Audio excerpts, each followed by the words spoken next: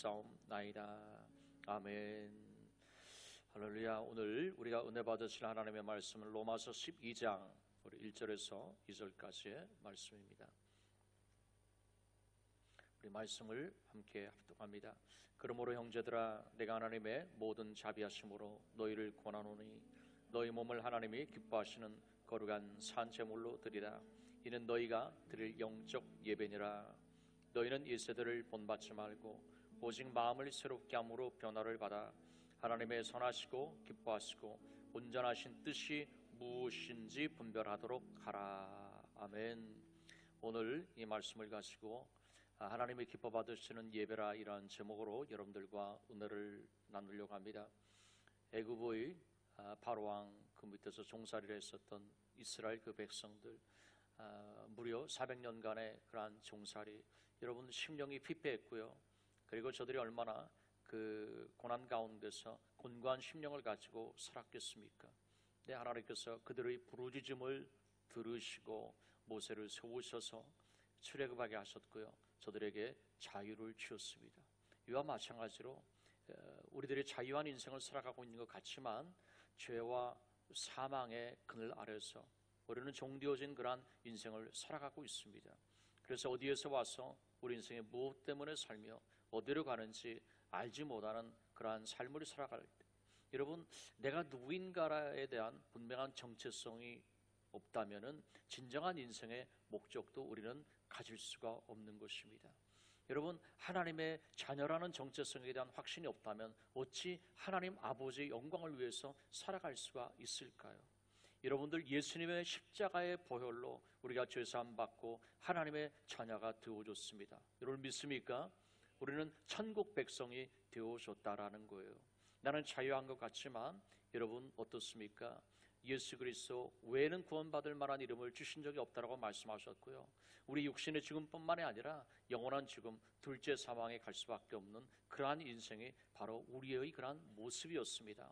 예수님의 그러한 십자가의 보혈로 내가 죄사함 받고 천국 백성이 되어줬다면 여러분 이 사실을 믿습니까? 우리들의 마음 가운데 여러분 그 무엇으로 어떻게 하나님 앞에 다 감사를 드릴 수가 있을까요? 우리가 찬양의 표현대로요, 많이 있어도 우리는 영원토록 다 감사해도 감사를 드릴 수가 없는 것이죠.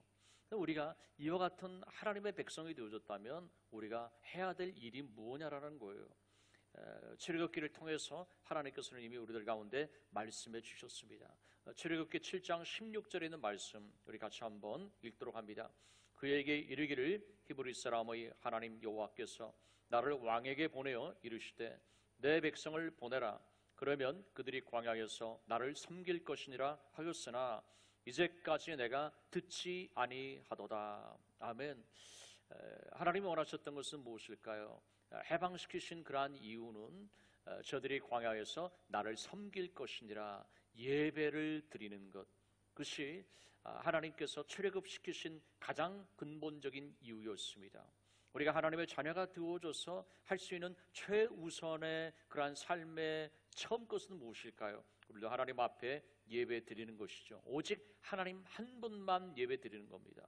오늘 본문에 보면 너희 몸을 하나님께서 기뻐하시는 산 제물로 드리라 말씀하셨어요. 여러분, 제물은 무엇 때문에 있는 것일까요? 제사를 위해서 있는 것입니다. 제사는 무엇일까요? 예배입니다. 근데 성경에는 아울러서 우리들을 향하여서 너희 몸은 하나님의 거룩한 성전이다 라고 말씀하고 있어요. 고린도전서 6장 19절 말씀 우리 같이 한번 읽습니다. 너희 몸은 너희가 하나님께로부터 받은 바 너희 가운데 계신 성령의 전인 줄을 알지 못하느냐. 너희는 너희 자신의 것이 아니니라. 우리의 몸이 뭐라고 그랬습니까? 이제는 나의 것이 아니라는 거예요. 여러분, 나의 몸이 나의 것이 아니라는 것에 대해서 여러분들 어떻게 생각하십니까? 우리들은 하나님을 예배하기 위하여 우리의 몸이 성전이 되어졌다라는 거예요. 바로 예수 그리스도를 믿기 전과 믿은 후의 삶은 이렇게 바뀌어졌다라는 것입니다. 우리가 하나님 앞에 예배 드리기 위하였어요. 그렇다면 구약에 보면요, 가장 대표적인 그런 제사를 보면 뭐냐면 그것은 번제였습니다. 번제는 피를 제외한 모든 것을 다 불살라서 하나님 앞에 올려드리는 것이죠. 번제는 뭘까요? 내가 제물이 되어줘서 하나님 앞에 나의 모든 것을 올려드리는 거예요. 즉 다시 말씀드린다면 번제는 구경하기 위하여서 있는 것이 아니라는 거예요. 여러분, 예배라는 것은 무엇일까요? 관객으로서 이 자리에 와 있는 것이 결단코 아니라는 것입니다. 여러분, 예배는 감상하는 것이 아니라는 거예요. 나의 전 삶을 하나님 앞에 드립니다. 하나님, 나의 마음 전부를 온전히 하나님 앞에 올려드립니다. 바로 이것이 예배라는 것입니다. 우리가 그 이름에 합당한 예배를 하나님 앞에 올려드린다면 하나님께서는 우리 가운데 무엇을 하실까요? 예배 사람 다윗을 통해서 하나님께서 우리들에게 가르쳐 주셨어요. 예배를 드리는 자가 받을 그런 축복은 무엇일까요? 사무엘하 7장 2절 말씀 우리 같이 한번 읽어봅니다. 왕이 선지자 나단에게 이르되 볼지어다 나는 백향목 궁에 살거늘 하나님의 궤는 휘장 가운데 있도다. 여러분, 이 말씀은 뭡니까? 나는 백향목 가운데 지금 거하고 있습니다. 다윗입니다. 그러는데 하나님의 궤는 장막 가운데 있구나. 그 사실을 다윗이 보면서 마음 가운데 안타까운 마음이 들었습니다. 하나님의 법궤, 하나님의 임재, 하나님 더 훨씬 좋은 곳에 거하셔야 되는 것 아니야? 라는 것이 다윗의 그러한 마음이었어요. 이 마음은 무엇일까요? 여러분들이 집안 가운데 정말 좋은 것들로 많이 갖추고 또한 여러분들이 그렇게 살아갈 수 있습니다. 축복이죠. 그렇지만 중요한 것은 무엇일까요? 나의 집에 무엇인가를 먼저 하기 전에 아버지의 성전 가운데는 이러한 것들이 더 필요한 것 아니야? 라는 그러한 마음을 갖는 것, 그것이 바로 다윗이 가졌었던, 예배 사람이 가졌었던 마음이었다라는 것입니다. 여러분, 하나님은 우리의 마음의 중심을 보십니다. 여러분, 우리들은 나름대로의 소원과 또한 여러분들이 어떤 목적을 가지고 살아가고 있는데 내 마음의 중심에서부터 하나님을 먼저 생각하는 거예요. 그러한 다윗을 하나님께서는 무엇을 약속하셨습니까? 우리가 9절 말씀 같이 한번 읽어봅니다. 내가 가는 모든 곳에서 내가 너와 함께 있어 내 모든 원수를 내 앞에서 멸하였은즉 땅에서 위대한 자들의 이름같이 내 이름을 위대하게 만들어 주리라. 할렐루야. 내가 너 이름을 위대하게 만들어 줄게. 내 이름을 명성 있게 만들어 줄게. 할렐루야. 하나님께서 이와 같이 복을 주시겠다라는 것입니다. 여러분, 궁극적으로 더 큰 복은 무엇일까요? 16절 말씀 같이 한번 읽어봅니다.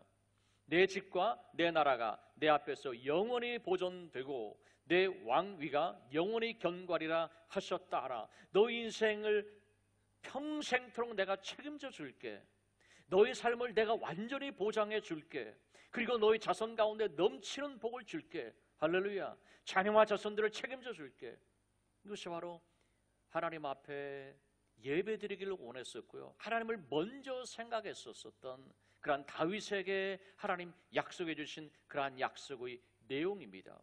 우리가 정말 인생 가운데 가장 중요한 것은 예배입니다. 오늘 단 한 번의 예배가 여러분들의 삶과 운명을 바꿀 수 있습니다. 할렐루야. 왜냐하면 내 인간의 생사복은 하나님이 주관하시기 때문에 그러한 것이죠. 하나님이 높이시면 낮출 자 없습니다. 하나님의 축복의 문을 여시면 여러분 닫을 자가 없는 거예요. 여러분 믿습니까? 그렇다면 인생의 진정한 성공은 무엇일까요? 예배의 그러한 성공입니다. 우리가 어떻게 예배를 드리는 것이 잘 드리는 것일까요?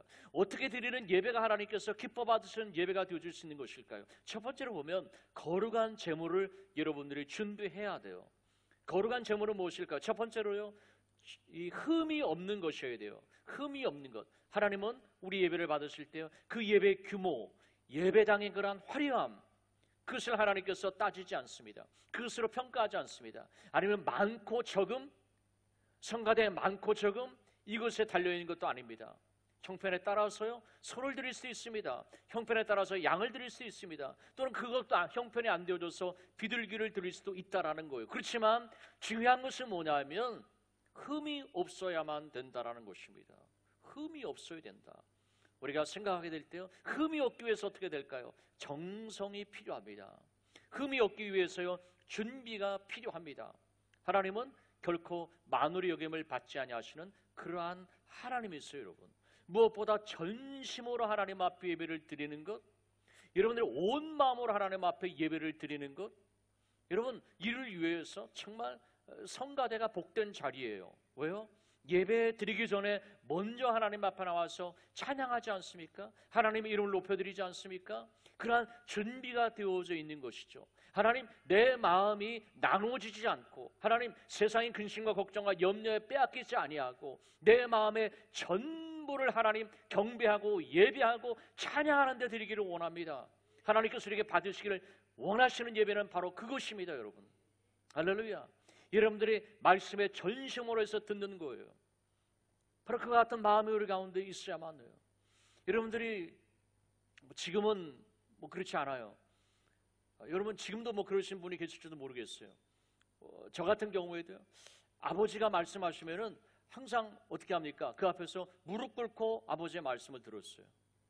여러분 가운데 그러한 기억이 아마 있으신 분들이 계실 거예요. 그건 뭘까요? 경외하는, 존경하는 그러한 마음이죠. 하물며 우주의 창조주, 주권자 되신 하나님 앞에 우리가 어떠한 마음의 자세를 가지고 예배를 드려야만 되는 것일까요? 하나님, 내게 말씀하시옵소서. 두려움과 떨림을 가지고 하나님 앞에 온 마음을 다해서 예배드리는 거예요. 하나님은 결단코 만으로 여김을 받으시는 하나님이 아니시라는 것이죠. 여러분, 사도행전 2장에 보면은요, 성령께서 임하셨어요. 누구에게 임했습니까? 누구에게요?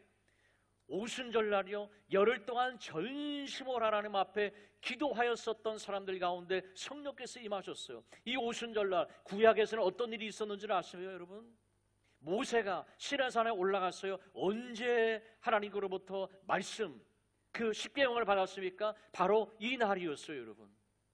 준비되어졌어요. 모세는요, 바로 이 말씀을 받기 위해서 금식하면서 준비했다라는 것입니다. 산에 올라가는 것은 무엇일까요? 세상을 뒤로 했다라는 것입니다, 여러분. 이와 같은 마음을 가지고 전심으로 예배하는 자, 온 마음을 다해서 예배하는 자, 하나님께서는 그 가운데 예비하신 은혜를 부어주실 줄로 믿습니다. 이것이 바로 흠이 없어야 된다는 거예요.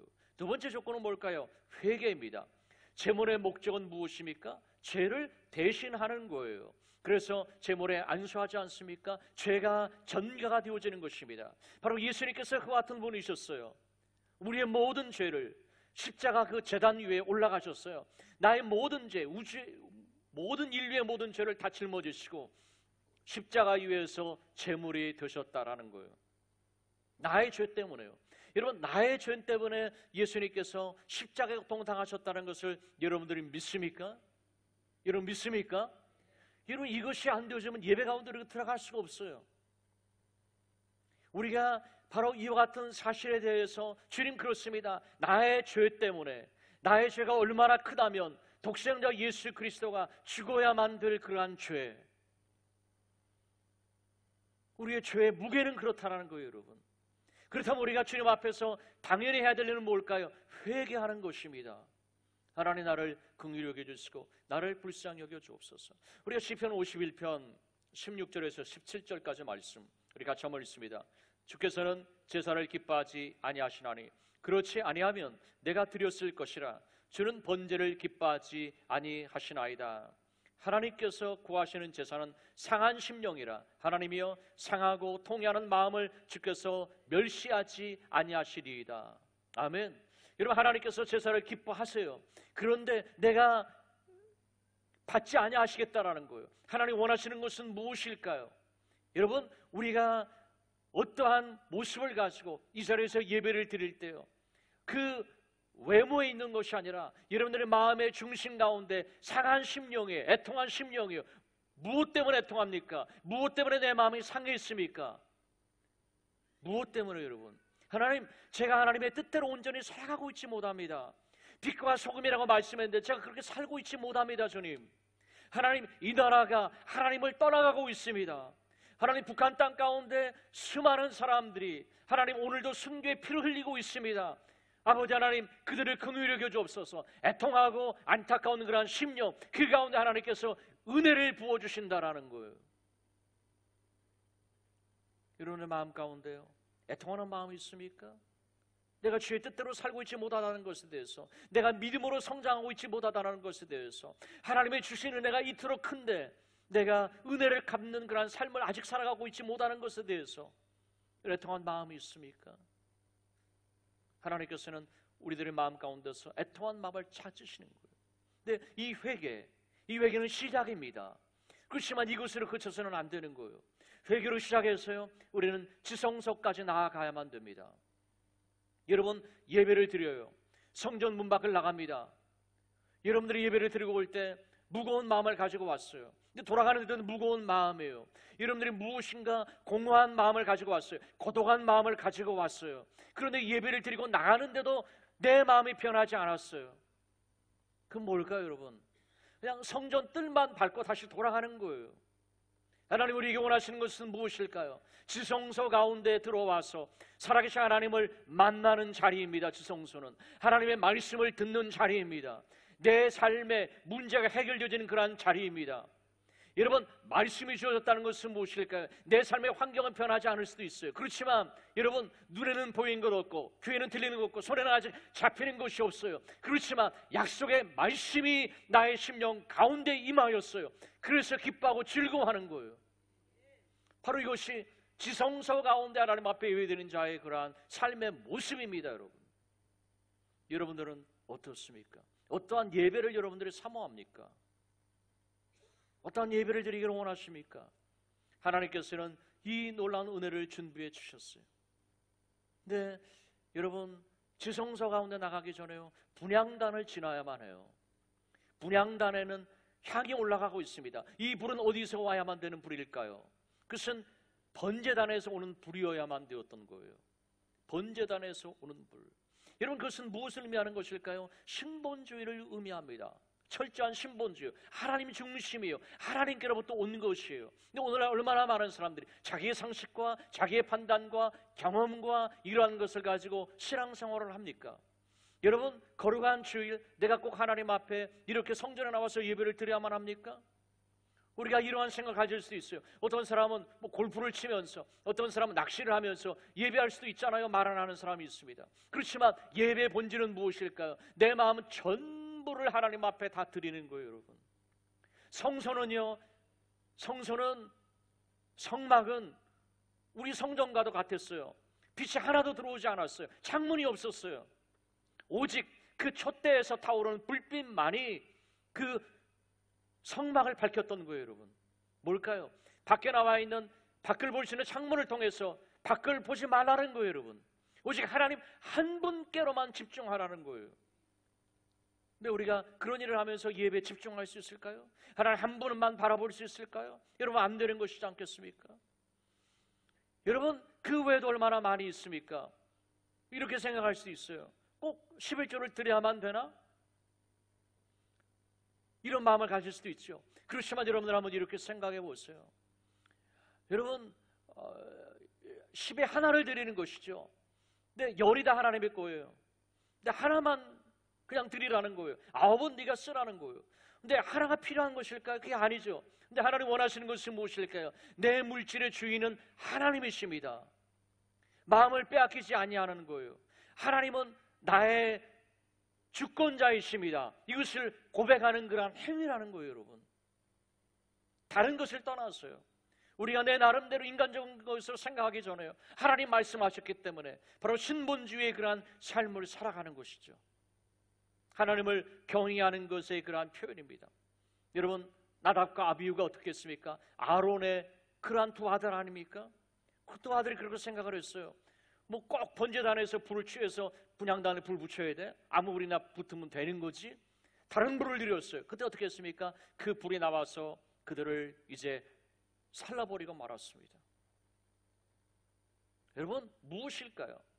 우리가 하나님 앞에 예배드릴 때요, 두려움과 떨림을 가지고 하나님 앞에 예배드리는 거예요. 하나님, 제가 죄인입니다. 거룩하신 하나님 앞에 제가 어떻게 설 수가 있을까요? 하나님, 나를 긍휼히 여겨주시고 나를 불쌍히 여겨주세요. 우리가 두려움과 떨림을 가지고 하나님의 거룩하심 임재 앞에서 엎드리는 것, 그것이 바로 예배인 것이죠. 이러할 때 왕이신 하나님께서 우리를 만나주시는 귀한 은혜와 축복이 있을 것입니다. 두 번째는 여러분들, 제물을 온전히 불살라서 하나님 앞에 태워서 드리는 거예요. 내장을, 이제 번제는 내장까지 불에 태워서 드리는 제사에 피를 제외하고요. 이는 뭘까요? 전적으로 하나님 앞에 드리는 헌신을 의미해요. 나의 모든 것을 하나님 앞에 다 드립니다. 이런 마음이요. 그렇다면 나의 모든 것을 다 드립니다 한다면은 뭘까요? 나의 자아를 드립니다. 나의 고집을 드립니다.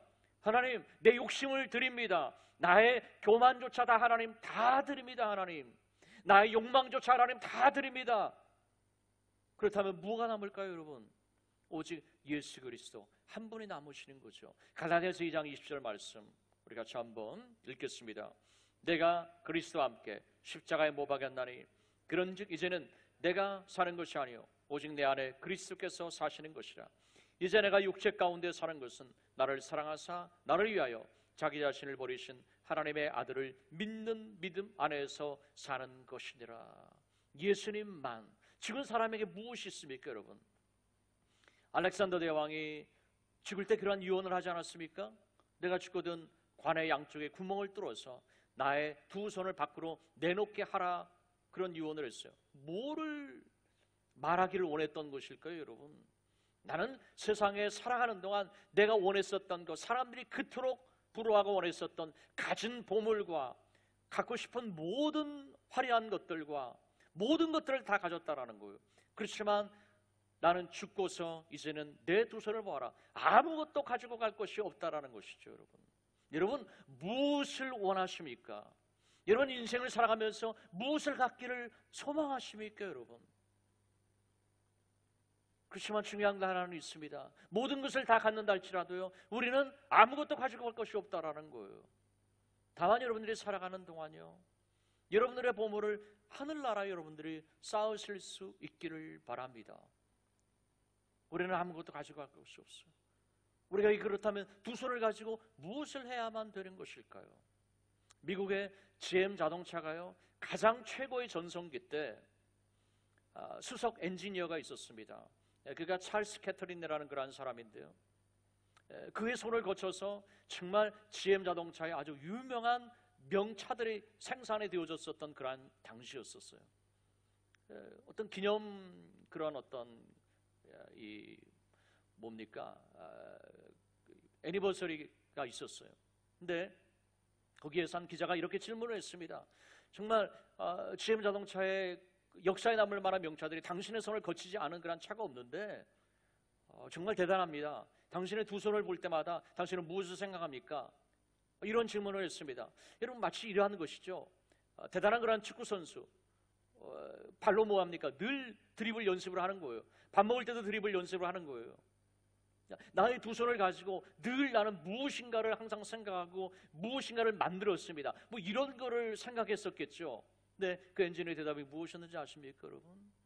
저는요, 이 두 손을 볼 때마다 항상 제일 먼저 생각한 것은 바로 이것입니다. 어떻게 하면 내가 이 두 손을 모으고 하나님 앞에 기도할 것인가를 먼저 생각합니다.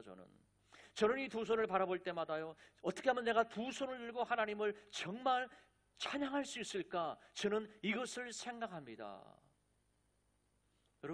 여러분도 어떻습니까? 나의 몸. 여러분, 이 손이 할 수 있는 가장 최고의 가치 있는 일은 무엇일까요? 하나님 앞에 기도하는 것입니다. 하나님 앞에 찬양하는 것입니다. 여러분의 두 손, 두 발 모든 것이요, 하나님을 예배 드리는 것, 이것이 가장 최고의 가치 있는 일이라는 것이죠. 여러분, 예배를 드리는 것에는요, 세 가지의 법칙이 있습니다. 그게 뭘까요?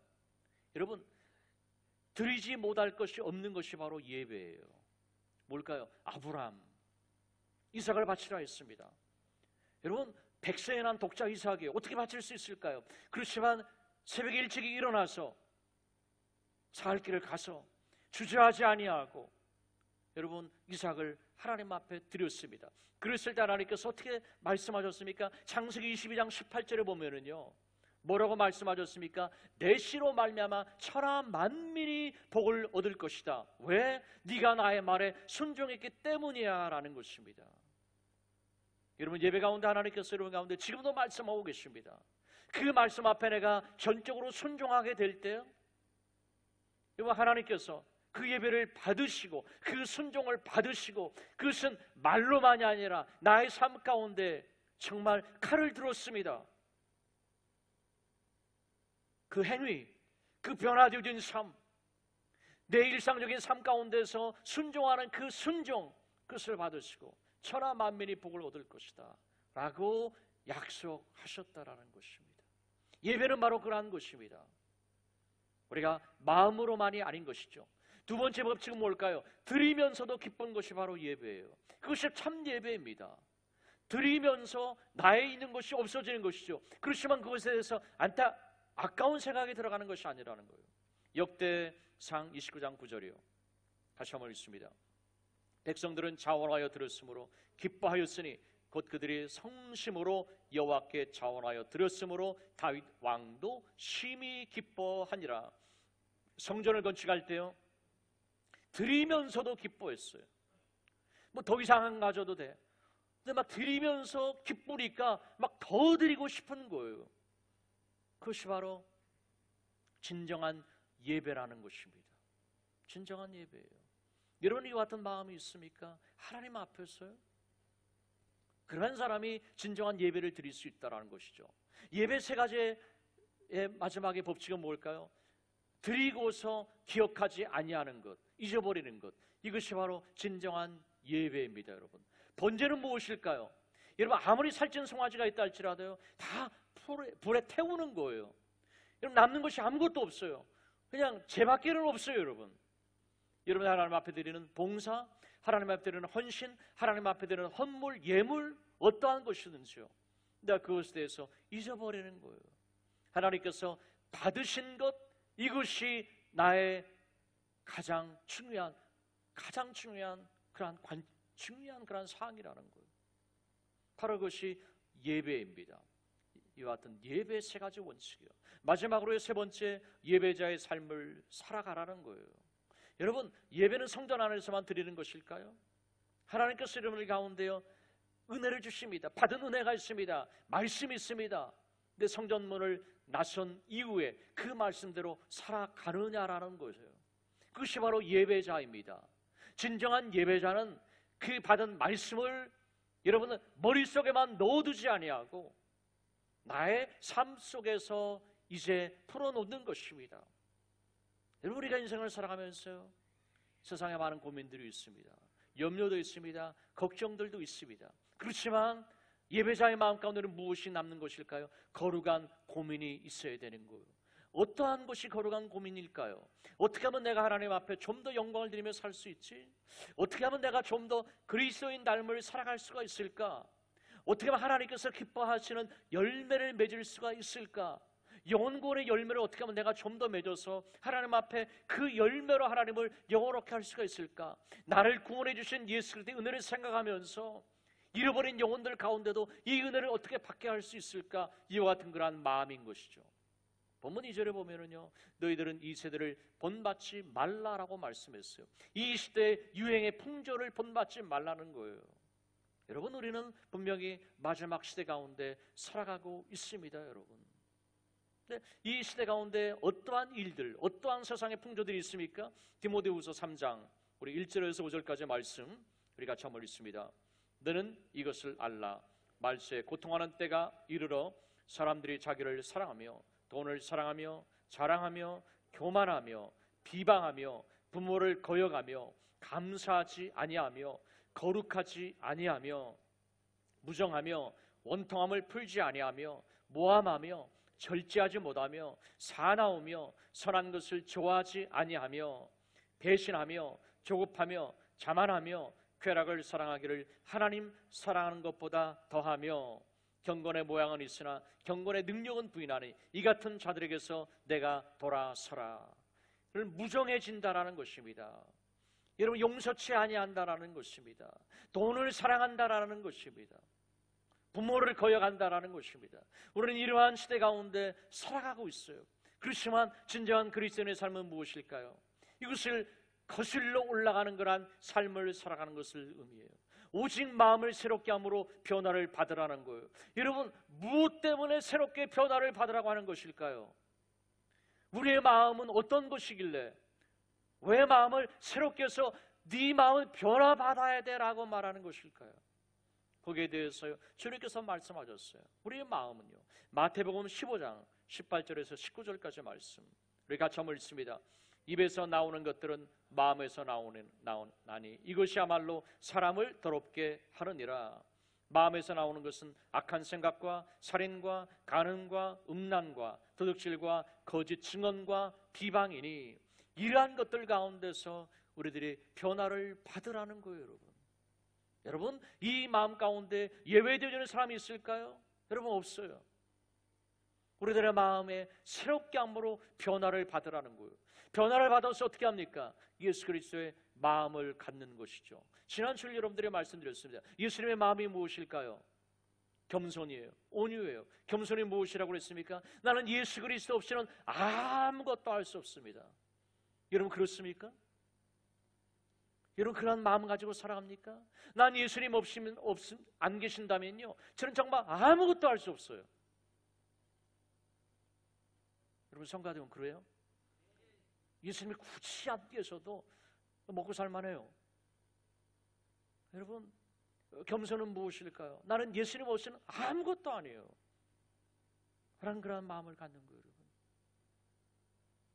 그것이 바로 예배자의 마음이에요. 그래서 다윗은 자기 자신을 표현할 때요, 벼룩이라고 표현을 했어요. 아무것도 아니라는 거예요. 그런데 진정한 겸손이라는 것은 뭐라고 그랬습니까? 그렇지만 내게 능력 주신 자 안에서 나는 모든 것을 할 수 있습니다. 이것도 겸손이에요. 여러분, 분명한, 여러분, 겸손은요, 무력하게 그냥 살아가는 것이 겸손은 아니라는 거예요. 온유는 뭐라고 그랬습니까? 힘이 없는 무력한 상태요? 아니라고 그랬죠. 힘을 내가 조정할 수 있는 거예요. 여러분, 힘을 다스릴 수 있는 것이죠. 그래서 내가 원하는데 나의 힘을 쏟는 것이 아니라 하나님께서 원하시는, 기뻐하시는 뜻에 그 힘을 쏟아부을 수 있는 것, 그것이 바로 온유라고 여러분들에게 말씀을 드렸어요. 겸손과 온유입니다. 그래서 이와 같은 삶을 살아가는 것은 무엇일까요? 나의 소원대로 살지 말고 어떻게 살아라고 그랬습니까? 어떻게 살아라고 그랬어요? 성가대 뭐라고 그랬습니까? 소원으로 살지 말고 소명으로 살아라고 말씀드렸어요. 하나님의 부르심이, 나를 향하신 부르심이 무엇일까? 여러분, 가정주부에게도요, 소명이 있는 거예요. 여러분, 어머니로서의 소명이 있습니다. 여러분, 가정에서 아버지로서의 소명도 있습니다. 여러분, 믿음의 가정을 이루는 것입니다. 그래서 세대 간 통합적 교회 교육을 하는 거예요. 여러분, 가정이 믿음으로 하나가 되어지고 말씀으로 하나가 되어지기 위하여서. 예수님의 마음은 무엇일까요? 예수님의 마음은요, 영혼에 가 있습니다. 잃어버린 영혼에 가 있습니다. 그래서 추수할 곡식은 이렇게 많은데 추수할 일꾼이 없구나. 예수님이 탄식입니다. 일꾼을 보내달라고 그랬습니다. 주님, 제가 일꾼 되어지기를 원합니다. 예수님의 그 안타까운 마음, 예수님 이를 위해 십자가에 죽으셨다면, 그 아픔이 있다면 잃어버린 영혼들을 향한, 주님, 저에게 잃어버린 영혼들을 맡겨주세요 라고 말하신 그러한 사람, 나의 살아가는 그러한 목적이요, 하나님, 전도입니다. 선교입니다. 주님, 십자가의 복음이요, 성령에 의하여서요, 땅끝에까지로 증거가 되어지고요, 그곳에서 하나님의 나라 확정되어지고요, 다시 오실 우리 주 예수 그리스도 왕의 대로를 준비하는 것입니다. 크로스와의 그런 비전이에요. 예수님의 비전이에요. 이것을 갖는 것이죠. 주님께서 우리들에게 말씀하셨어요. 선하시고 온전하신 뜻이 무엇인지 너희가 분별하도록 하라. 여러분, 사람들은요, 이러한 것에 그렇게 큰 관심이 없어요. 나의 소원에 더욱더 관심이 있습니다. 그렇지만 여러분들, 하나님의 소원, 하나님의 뜻을 우리가 알아야만 되지 않겠습니까? 하나님의 뜻을 어떻게 알 수가 있을까요? 여러분, 어떻게 알 수 있어요? 두 가지예요. 여러분, 뭘까요? 기도예요. 또 한 가지는요, 말씀이에요. 여러분, 말씀을 모르고서 어떻게 하나님의 뜻을 알 수가 있을까요? 기도와 말씀이에요. 성경을 통독하고 있는 그러한 이유예요. 여러분, 여러분, 어떤 분들은 대부분 다 그렇죠. 뭔지 잘 모르겠어요. 그래서 그게 걸리기도 합니다. 그렇지만 여러분, 통독은 뭘까요? 그냥 계속 진도를 나가는 거예요. 최소한 1도 가고요, 2도 가고 3도 가고 할 때 성령께서 그 가운데 말씀하실 것입니다. 기도와 말씀이에요. 여러분, 주의 뜻을 분별했습니다. 중요한 건 뭐예요? 뜻대로 살아야죠. 근데 내 힘으로 살아갈 수 있습니까? 너무 힘들어요. 세상을 이길 힘이 없어요. 나의 육신을 이길 힘이 없어요. 누가 합니까? 주의 성령께서 도와주십니다. 우리가 주게 될 것은 뭘까요? 성령 충만해요, 여러분. 성령 충만에 두 가지 요소가 있어요. 뭘까요? 뭐예요? 기도 그리고 말씀이에요, 여러분. 기도와 말씀이요. 우리가 깨어서 기도하는 것입니다. 기도함으로 깨어있는 것입니다. 그래서 우리가 할 수만 있다면 토요 종목에도 나와서 기도하는 거예요. 새벽에 나와서 기도하는 거예요. 또한 여러분들 성전에 나와서 주중에 아무 때나 기도하는 거예요, 여러분. 기도와 말씀이에요. 이런 하나님의 뜻에 온전히 순종하고요, 하나님을 기쁘게 드렸었던 예수님처럼 그 같은 삶을 살기를 원하십니까? 그렇다면 여러분들 우리가 어떻게 만들까요? 늘 기도와 말씀에 힘쓰는 것입니다. 예수님처럼 나도 하나님의 기쁨 되어지는 삶을 살기를 원합니다. 이 소망이 여러분 가운데 있기를 주님의 이름으로 축원합니다. 이 소망을 쫓아서 주의 성령이여 내게 기름 부으시고 이 말씀대로 살아갈 수 있는 능력을 주시고 열매로 하나님의 영광을 갈 수 있도록 도와주옵소서. 이와 같은 마음을 여러분들 갖고 있습니까? 여러분 그 소원을 여러분들 가지고 있습니까? 그렇게 살아가기를 원합니까? 그러한 분들마다 한번 아멘 하시기 바랍니다. 아멘. 기도하겠습니다. 아버지 하나님, 사랑과 은혜를 참으로 감사를 드립니다. 오늘 말씀을 통하여서 하나님께서 우리를 구원하신 그 하나님의 사랑, 그 하나님의 자비와 긍휼 이유가 있다면 그것은 하나님을 예배드리는 것입니다. 하나님, 우리의 마음을 다시 한번 살피시고 우리들의 마음의 중심 가운데 하나님을 사랑함이 있게 하시고 하나님께 예배드림이 있게 하여 주옵소서. 우리가 이 시간에 기도할 때요, 흠이 없는 재물, 정성과 마음을 다하여서 하나님을 예배드리는 것입니다. 여러분, 오래전부터 신앙생활 했던 분들은 다 알지 않습니까? 주일날 올 때 가장 좋은 옷을 입고 오십시오. 여러분, 비싼 옷을 입고 오라는 것이 아니죠. 내가 가지고 있는 옷 중에 제일 좋은 것, 아니면 깨끗하게 세탁이라도 해서. 무엇 때문에요? 우리의 마음의 가짐이죠. 정성을 다해서 하나님 앞에 예배를 드릴 수 있습니다. 여러분들의 마음이죠. 회개하는 것입니다. 하나님, 제가 주의 뜻과 말씀대로 온전히 살고 있지 못합니다. 회개가 이루어지지 않는다면 예배 가운데로 더 깊이 들어갈 수가 없습니다. 지성소까지 갈 수가 없습니다. 여러분, 내가 뭐가 죄인인데 라고 생각한다면 아직 하나님의 은혜하고 거리가 있는 것입니다. 하나님, 나를 긍휼히 여겨 주옵소서. 제물을 온전히 불에 태우는 것입니다. 세 가지 법칙, 드리지 못할 것이 없는 것이 진정한 예배이고, 드리면서도 기뻐하는 것이 참 예배이고, 드리고 잊어버리는 것이 참 예배입니다. 예배자의 삶을 살아가는 것입니다. 말씀대로 제가 준행하며 살기를 원합니다. 우리 시간에 마음을